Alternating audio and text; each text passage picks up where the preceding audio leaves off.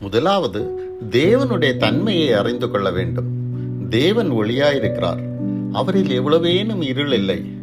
ஒளி தூய்மை, உண்மை, பரிசுத்தத்தை குறிக்கிறது. இருள் குருடான ஆவிக்குரிய கண்களையும் அறியாமையையும் பாவத்தையும் ஆவிக்குரிய மரணத்தையும் குறிக்கிறது. இருளுக்குள் குருடராயிருந்த நம்மை பார்வையடைய செய்து ஒளியாய் மாற்ற இயேசு உலகத்தில் வந்தார். இயேசுவுக்குள் ஜீவன் இருந்தது. அந்த ஜீவன் மனுஷருக்கு ஒளியாயிருந்தது. அந்த ஒளி இருளிலே பிரகாசிக்கிறது. இருளானது அதை புரிந்து கொள்ளவில்லை. உலகத்திலே வந்து எந்த மனுஷனையும் பிரகாசிப்பிக்கிற ஒளியே அந்த மெய்யான ஒளி என்று வேதத்தில் பார்க்கிறோம். இரண்டாவது, கிறிஸ்துவுக்குள் நம் அடையாளத்தை அறிந்து கொள்ள வேண்டும்.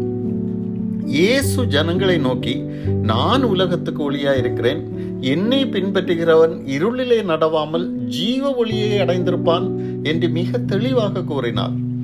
ஒளியானது உலகத்திலே வந்திருந்தும் மனுஷனுடைய கிரியைகள் பொல்லாதவைகளாயிருக்கிறபடியினால் அவர்கள் ஒளியை பார்க்கிலும் இருளை விரும்புகிறபடியால் ஆக்கினை தீர்ப்படைவார்கள் என்று யோவான் 3:19 எச்சரிக்கிறது.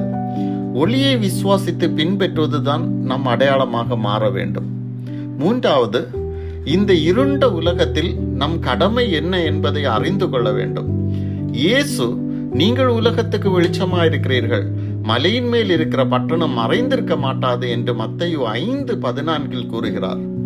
பிதா நல்லோர் தீயோர் எல்லாருக்கும் மழையை வர்ஷிக்க பண்ணி நன்மை செய்வது போல நாமும் எல்லாருக்கும் நன்மை செய்ய வேண்டும்.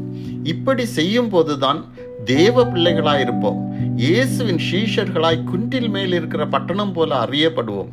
மோசே இரவும் பகலும் சீனாய் மலையில் தேவனோடு இருந்தான். அவன் முகம் பிரகாசித்தது. நாமும் தேவ பிரசன்னத்தை நாடி ஜெபத்தில் அவரோடு ஐக்கியப்பட்டு அதிகமான நேரத்தை அவரோடு செலவிடும் போது பிரகாசிக்கப்படுவோம். அவருக்கு நம்மை முழுமையாக அர்ப்பணிக்கும் போது நம்மை அவர் தூய்மைப்படுத்தி பரிசுத்தப்படுத்துவார். ஒளியாக மாறுவதுதான் நம் கடமை. இன்று எல்லாருக்கும் நன்மை செய்யுங்கள், யாருக்கும் தீமைக்கு தீமை செய்யாதிருங்கள், தீமையை மன்னித்து மறந்து விடுங்கள். ஒருவனும் கிரியை செய்ய முடியாத ராக்காலம் வரப்போகிறது. காலத்தை பிரயோஜனப்படுத்திக் கொள்ளுங்கள். ஒளியை விசுவாசியுங்கள், ஒளியை விரும்புங்கள், ஒளியாய் மாறுங்கள். ஆமென்.